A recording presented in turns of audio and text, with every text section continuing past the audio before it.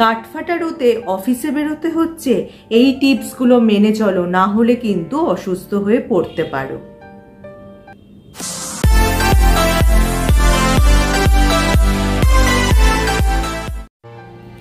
Hello friends, welcome back to my channel. আমার সব বন্ধুরা কেমন আছো? নিশ্চয়ই ভালো আছো। তাপমাত্রা যতই 40-এর ঊর্ধ্বে যাক না কেন, অফিসে তো বেরোতেই হবে। স্কুলে তাও গরমের ছুটি পাওয়া যায়, কিন্তু অফিসে তো আর ছুটির বালাই নেই। যত গরম হোক, রোদ্দুর হোক, আমাদের কিন্তু অফিসে বেরোতেই হবে। কিন্তু এই রোদে বেরোনোর সামিল হচ্ছে বিপদকে ডেকে আনা। সানস্ট্রোক হওয়ার একটা সম্ভাবনা তো থাকেই। অনেকেই যায় অফিস বাসে, ট্রেনে বা হেঁটেও যায়, যার ফলে কিন্তু এই বিপদ হওয়ার সম্ভাবনা থেকেই যায়। আবার অনেক সময় ঘাম জমে কিন্তু সর্দি কাশি হওয়ার সম্ভাবনাও থাকে।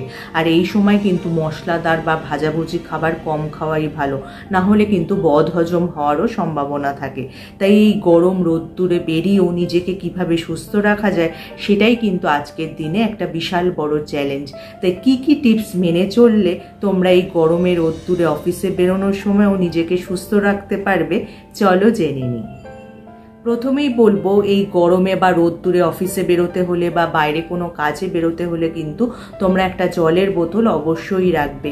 আর মাঝে মাঝে একটু একটু করে জল খাবে। সে বাসে যাও, ট্রেনে যাও বা হেঁটে যাও, যাইভাবেই যাও না কেন, তোমাদের কিন্তু মাঝে মাঝে একটু একটু করে জল খেতে হবে। আর কোল্ড ড্রিঙ্কস যতটা সম্ভব এড়িয়ে যাওয়াই ভালো। আর এই সময় চা কফি কিন্তু না খাওয়াই ভালো, কারণ এতে ক্যাফিন থাকে, যেটা আমাদের শরীরকে ডিহাইড্রেট করে দিতে পারে। এই সময় তাজা ফলের রস, ডাবের জল বা আখের রস যদি দেখতে পাও, তাহলে কিন্তু সেটা কিনে খাওয়াই ভালো। আর এই গরমে বেরোনোর সময় খেয়াল রাখবে, তোমরা কিন্তু সুতির হালকা রঙের ঢিলেঢালা পোশাক পরবে। একটু গাঢ় রঙের পোশাক এই সময় এড়িয়ে যাওয়াই ভালো। আর চেষ্টা করবে যখনই বেরোবে টুপি, ছাতা, সানগ্লাস পরে যাওয়ার। আর লু থেকে নিজেদের রক্ষা করার জন্য তোমরা কিন্তু স্কার্ফ দিয়ে মাথা মুখ ঢেকে যেতে পারো।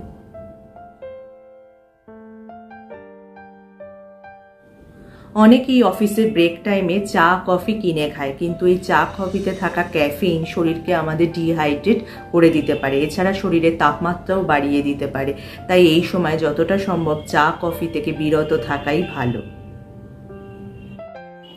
এই গরমে শরীরকে ঠান্ডা রাখতে মরশুমি ফলের উপর ভরসা রাখতে পারো। গ্রীষ্মকালীন ফল হিসাবে তরমুজ, আনারস, শসা, জামরুল, পাকা পেঁপের কদর বেশি। এসব ফলের মধ্যে জলের পরিমাণ বেশি থাকে। এগুলো খেলে দেহে তরলের ঘাটতিও পূরণ হয়।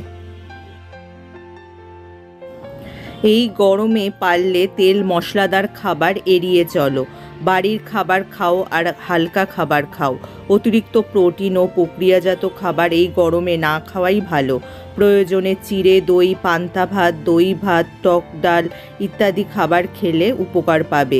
শুধু খেয়াল রাখবে খাবারে যেন তরলের পরিমাণ বেশি হয়। তাহলে এই গরমে বা রোদ্দুরে অফিসে বেরোতে হলেও এই টিপসগুলো যদি তোমরা মেনে চলো, তাহলে কিন্তু তোমাদের অসুস্থ হওয়ার সম্ভাবনা অনেকটাই কমে যাবে। তাহলে এই গরমে যদি তোমাদের ভিডিওটা কাজের মনে হয় বা তোমাদের উপকারে আসে, লাইক আর শেয়ার করতে একদমই ভুলো না। যারা আমার এই চ্যানেলটা প্রথম দেখছো, চ্যানেলটাকে অবশ্যই সাবস্ক্রাইব করে নিও এরকম উপযোগী ভিডিও আরও দেখার জন্য। তার পাশে যে বেল আইকনটা আছে, ওটা প্রেস করে অন করে দিও, যার ফলে যখনই আমি ভিডিও আপলোড করব, নোটিফিকেশন তোমাদের কাছে পৌঁছে যাবে। আজ তাহলে আসি, আবার দেখা হবে আগামী পর্বে।